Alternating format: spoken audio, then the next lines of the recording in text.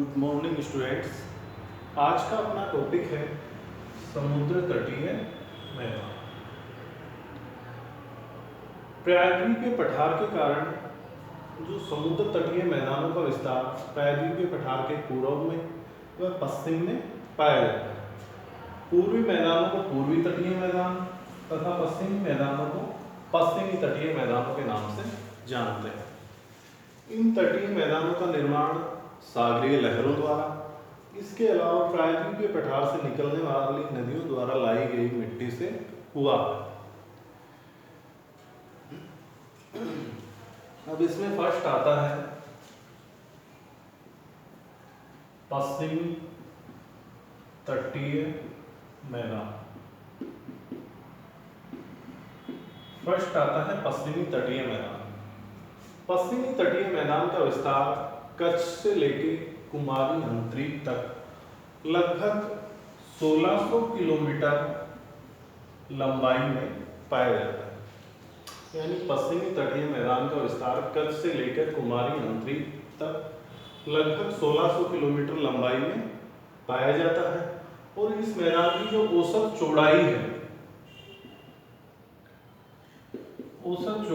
वो है 60 से 100 किलोमीटर तक पाई जाती है। यानी पश्चिमी तटीय मैदान की जो चौड़ाई है 60 से 100 किलोमीटर पाई जाती है। और यह है पूर्वी तटीय मैदान की अपेक्षा सकरा है पश्चिमी तटीय मैदान। इस मैदान को मुख्यतः कई भागों में विभाजित किया गया है। इसमें फर्स्ट आता है कच्छ का मैदान। कच्छ के मैदान का विस्तार मुख्यतः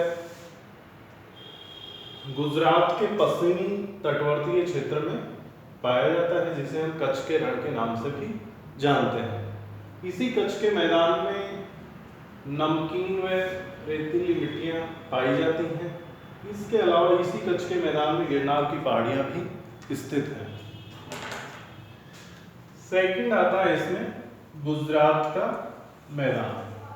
गुजरात के मैदान का विस्तार मुख्यतः दक्षिणी जो तटवर्तीय क्षेत्र है उसमें गुजरात के मैदान का विस्तार पाया जाता है।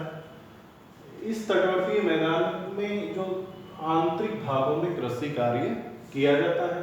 और गुजरात के मैदान की जो प्रमुख नदियां हैं वो है नर्मदा, ताप्ती व माही।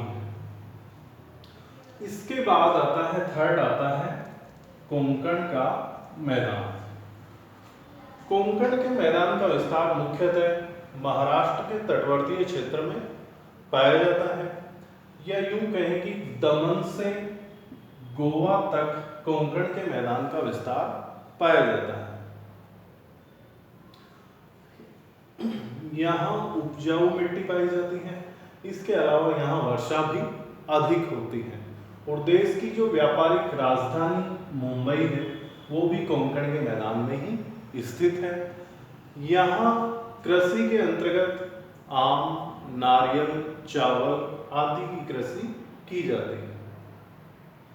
चौथा आता है मालाबार का मैदान, जिसका विस्तार मुख्यतः कर्नाटक के तटवर्तीय क्षेत्र में पाया जाता है। या यूं कहीं गोवा से लेकर मैंगलोर तक मालाबार के तटीय मैदान का विस्तार पाया जाता है। इसे कर्नाटक का मैदान भी कहा जाता है। यहाँ मुख्यतः आम, नारियल, चावल, सुपारी, केला व मसाले आदि का उत्पादन किया जाता है।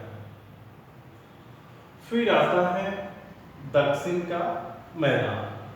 दक्षिण के मैदान का विस्तार मुख्यतः केरल के तटवर्तीय क्षेत्र में पाया जाता है। और यहाँ सर्वाधिक वर्षा होती है। यहाँ जो वर्षा का औसत है वो पाया जाता है लगभग 400 सेंटीमीटर। और कृषि के अंतर्गत यहाँ कहवा, केला, नारियल, सुपारी व मसालों की कृषि की जाती है। तो इस प्रकार पश्चिमी तटीय मैदान को मुख्यतः 5 भागों में विभाजित किया गया है। जिसमें सबसे उत्तर में कच्छ का मैदान, उसके बाद गुजरात का मैदान, फिर कोंकण का मैदान जिसका विस्तार मुख्यतः महाराष्ट्र के तटवर्ती क्षेत्र में, मालाबार का मैदान जिसका विस्तार मुख्यतः कर्नाटक के तटवर्तीय क्षेत्र में, दक्षिण का मैदान जिसका विस्तार मुख्यतः केरल के तटवर्तीय क्षेत्र में पाया जाता है। तो इस प्रकार पश्चिमी तटीय मैदान को विभाजित किया गया है। सेकंड आता है आपका पूर्वी तटीय मैदान।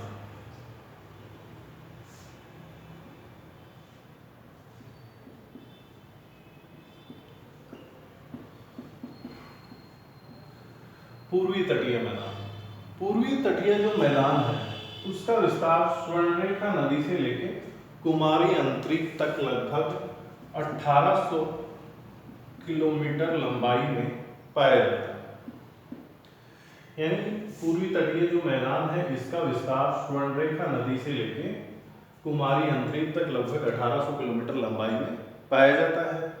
यह मैदान पश्चिमी तटीय मैदान की अपेक्षा अधिक चौड़ा है और इसकी जो औसत चौड़ाई है वो 160 किलोमीटर से लेकर 480 किलोमीटर तक पाई जाती है। यानी पूर्वी तटीय जो मैदान है इसकी लंबाई तो है स्वर्णरेखा नदी से लेकर कुमारी अंतरिक्ष तक लगभग 1800 किलोमीटर और इसकी जो चौड़ाई है वो मानी गई है 160 किलोमीटर से लेकर 480 किलोमीटर और यहाँ की अधिकांश नदियाँ डेल्टा का निर्माण करती हैं, जबकि पश्चिमी तटीय मैदान में नर्मदा व ताप्ती नदियाँ ही डेल्टा का निर्माण करती हैं। तो पूर्वी तटीय मैदान को मुख्यतः 3 भागों में विभाजित किया गया है, जिसमें सबसे पहला आता है उत्कल का मैदान, जिसका विस्तार मुख्यतः उड़ीसा के तटवर्तीय क्षेत्र में पाया जाता है और इसकी जो कुल लंबाई है वो है 400 किलोमीटर। यानी उत्कल का जो मैदान है उसका विस्तार मुख्यतः उड़ीसा के तटवर्तीय क्षेत्र में पाया जाता है और इस मैदान की जो कुल लंबाई है वो है 400 किलोमीटर और यहाँ मुख्यतः ज्वारीय वनों की अधिकता पाई जाती है। इसके अलावा चावल, जूट, कपास आदि की कृषि इस मैदानी क्षेत्र में की जाती है। सेकंड आता है इसमें काकीनाडा का मैदान, जिसका विस्तार मुख्यतः आंध्र प्रदेश के तटवर्तीय क्षेत्र में पाया जाता है। सेकंड जो मैदान आता है वो आता है काकीनाडा का मैदान या आंध्र का मैदान, जिसका विस्तार मुख्यतः आंध्र प्रदेश के तटवर्तीय क्षेत्र में पाया जाता है। या यूं कहें कि दक्षिण में पुलिकट झील तक इसका विस्तार पाया जाता है। यहाँ की जो प्रमुख नदियां हैं वो है गोदावरी व कृष्णा, जो यहाँ डेल्टा का निर्माण करती हैं। यहाँ जूट, गन्ना, कहवा, कपास, तिलहन, दलहन, केला आदि का उत्पादन किया जाता है। फिर थर्ड आता है तमिलनाडु का मैदान या कोरोमंडल का मैदान। इसका विस्तार मुख्यतः तमिलनाडु के तटवर्तीय क्षेत्र में पाया जाता है और इसकी जो कुल लंबाई है वो है लगभग 700 किलोमीटर और यहाँ मुख्यतः चावल, केला, नारियल, तिलहन व मसालों की कृषि की जाती है।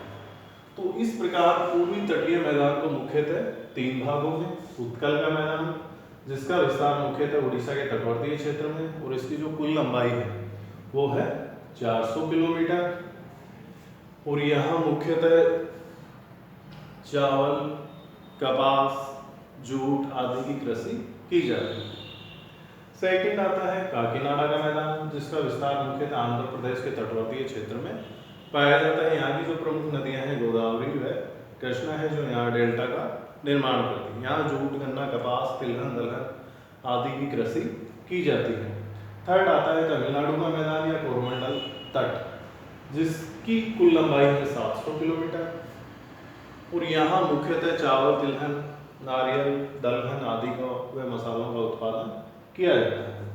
तो इस प्रकार पूर्वी तटीय मैदान को 3 भागों में उत्कल का मैदान, काकीनाडा का मैदान व तमिलनाडु का मैदान में विभाजित किया गया है।